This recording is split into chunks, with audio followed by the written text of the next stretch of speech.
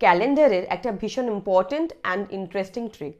তোমরা সবাই নিশ্চয়ই জানো কোনো না কোনো ইয়ারের ক্যালেন্ডার অন্য কোনো ইয়ারের ক্যালেন্ডারের সাথে হুবহু মিলে যায়।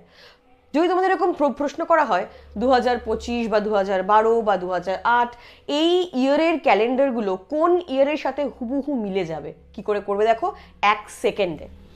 এখানে তোমাকে যে কোনো সাল দিয়ে দেওয়া হোক, আমি এখানে একটা অঙ্ক দিয়েছি যে the calendar of the year 2025 is same for, মানে 2025 এই ইয়ারের ক্যালেন্ডার কোন ইয়ারের সাথে হুবহু মিলে যাবে।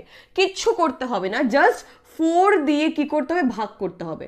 4 দিয়ে ভাগ করলে যদি ভাগশেষ 1 হয় তাহলে আমরা 6 যোগ করব, যেই ইয়ার থাকবে 6 যোগ করব।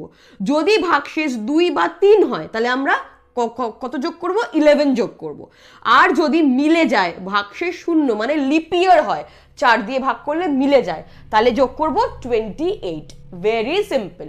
তাহলে দেখো 2025 কে 4 দিয়ে ভাগ করলে ভাগশেষ থাকে 1, তার মানে আমরা যোগ করব এখানে 6, মানে 2031।